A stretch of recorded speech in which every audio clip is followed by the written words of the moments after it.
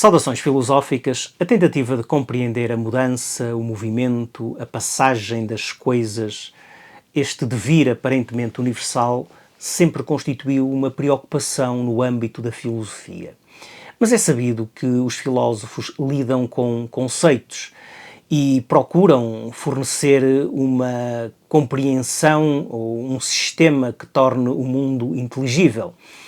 Para isso é como se eles fixassem a realidade recorrendo justamente aos conceitos e, enfim, procurassem encontrar, digamos que, verdades que fossem ou que sejam universais. Por isso é que há uma certa incompatibilidade entre esta tentativa de compreender e de fixar o mundo através de conceitos e, por outro lado, uma realidade aparentemente fugaz, uma realidade que parece ser universalmente transitória. Este fluir universal a que se refere Heraclito, ou esta impermanência a que se referem os budistas.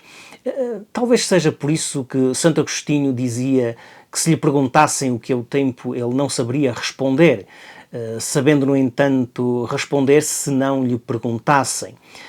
Possivelmente a melhor forma de compreender ou de captar, se é que este verbo pode fazer sentido neste âmbito, a melhor forma de captar a mudança é recorrer às palavras dos poetas.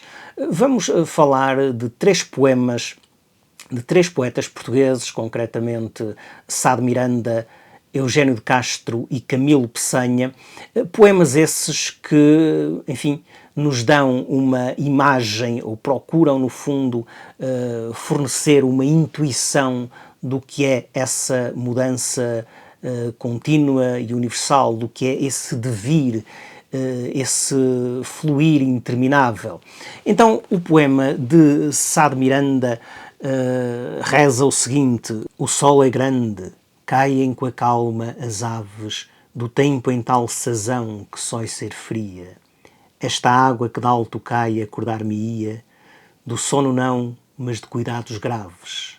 Ó coisas todas vãs, todas mudáveis, qual é tal coração que em vós confia? Passam os tempos, vai dia tras dia, incertos muito mais que ao vento as naves. Eu vira já aqui sombras, vira flores, vi tantas águas, vi tanta verdura, as aves todas cantavam de amores. Tudo é seco e mudo, e de mistura, também mudando-me eu fiz de outras cores, e tudo mais renova, isto é sem cura. Bom, numa nota que acompanha este soneto, desta edição das obras completas da livraria Sá da Costa, diz-se que, enfim, numa estação do ano que costuma ser fria, talvez o outono ou talvez o inverno, sentiam-se excepcionalmente as calmas do verão. Portanto, o poeta começa com esta inconstância da natureza. Ele fica perplexo diante de uma situação em que parece que as estações estão trocadas. Este é um dos mais belos e melancólicos sonetos da literatura portuguesa. Sá de Miranda exprime nele a irremediável fuga do tempo, a transformação de todas as coisas e o travor de amargura que tudo isso deixa no coração que se sente envelhecer. Bom, é verdade, mas convém também acrescentar que não há aqui uma unidade lógica no poema, uma vez que começa por referir a questão da inconstância da natureza e só depois é que vai refletir sobre essa mudança interminável, culminando precisamente nessa ideia de que tudo mais renova, isto é sem cura. Portanto, as coisas, apesar de tudo, voltarão. Portanto, há aqui uma referência implícita ao eterno retorno. No entanto, há algo que é sem cura.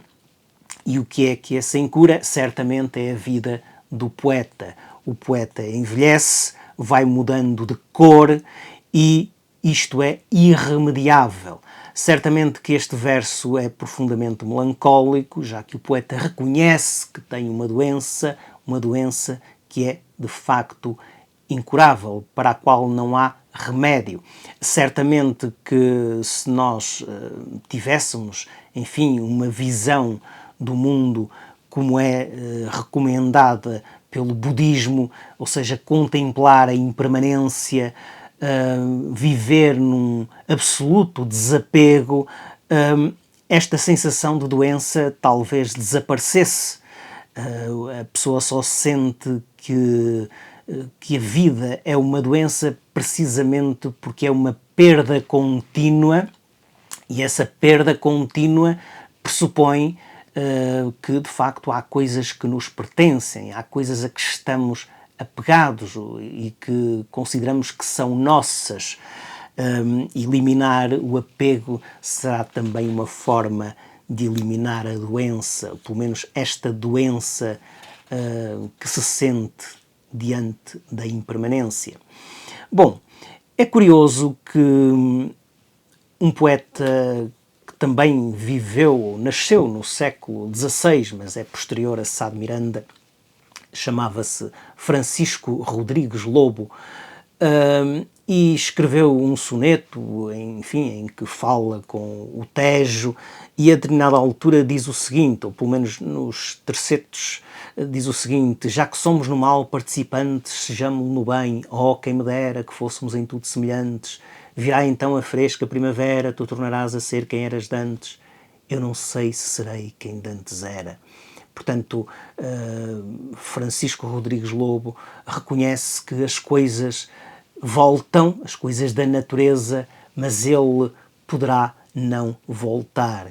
Uma ironia do destino é que, de facto, esse poeta morreu afogado no Tejo, portanto, o mesmo Tejo a quem ele dizia que, enfim, eu não sei se serei quem dantes era. Tu voltarás a ser quem eras dantes, eu não sei se serei quem dantes era.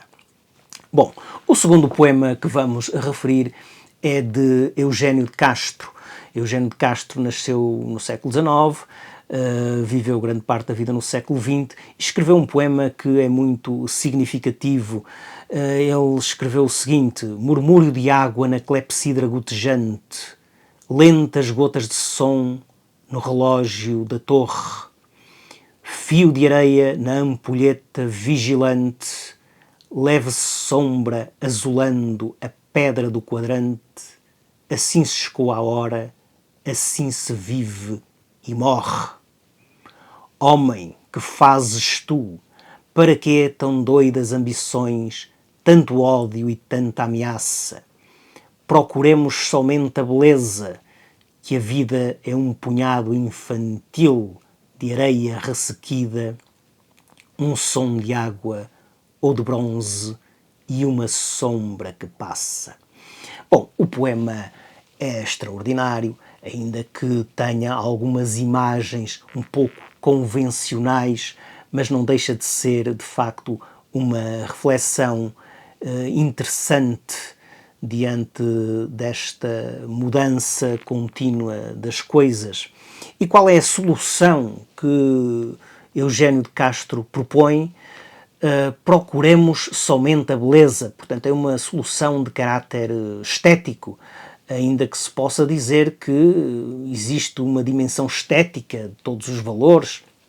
Outros dirão que existe uma dimensão ética de todos os valores, outros dirão que existe uma dimensão religiosa de todos os valores. Seja como for, o que é dito no poema é: procuremos somente a beleza. Portanto, a beleza será uma forma de nos sentirmos justificados diante da impermanência, diante do facto de a vida ser um punhado infantil de areia ressequida, um som de água ou de bronze e uma sombra que passa. Bom, e o terceiro poema que vamos referir é da autoria de Camilo Peçanha.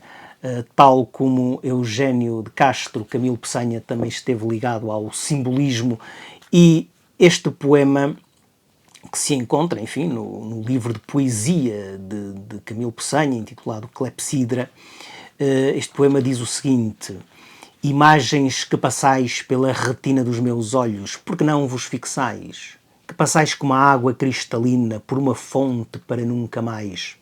Ou para o lago escuro onde termina vosso curso, silente de juncais, e o vago medo angustioso domina. Porque ides sem mim? Não me levais? Sem vós o que são os meus olhos abertos, o espelho inútil, meus olhos pagãos, aridez de sucessivos desertos, fica sequer sombra das minhas mãos, flexão casual de meus dedos incertos, estranha sombra em movimentos vãos. Bom, este é um poema que merece também a nossa atenção. O poeta reflete-se sobre as imagens que passam pela retina e pergunta porque é que não vos fixais. Portanto, a ideia dele não é procurar conceitos que cristalizem o mundo, a ideia dele é tentar perceber porque é que as imagens não se detêm, porque é que elas não param, porque é que o mundo é exatamente isto, este fluir universal. E depois pergunta, porque ides sem mim, não me levais? Portanto, implicitamente parece que o poeta está a sugerir que ele permanece, que ele não passa, que só as imagens é que se vão embora. Mas na verdade não é bem assim, até porque quando pergunta sem vós o que são os meus olhos abertos, parece estar a dizer que sem as imagens o ver não faz grande sentido, portanto há uma ligação íntima entre sujeito e objeto. Enfim, é um poema que vale a pena ler e faz-nos lembrar também aquele de Jorge Luís Borges, em que ele, enfim, também refletindo sobre o tempo, diz: o rio me arrebata e eu sou esse rio. Fui feito de matéria desagregável, de misterioso tempo. Talvez o manancial esteja em mim. Talvez de minha sombra surjam fatais e ilusórios os dias. Portanto, um poema que vai também ao encontro deste fluir interminável e que, ao mesmo tempo, parece dizer que a origem desse fluir é o próprio sujeito. O tempo, em última instância, somos nós. Bom, e por hoje é tudo. Ponham like, partilhem o vídeo, subscrevam o canal, deixem também os vossos comentários e até à próxima.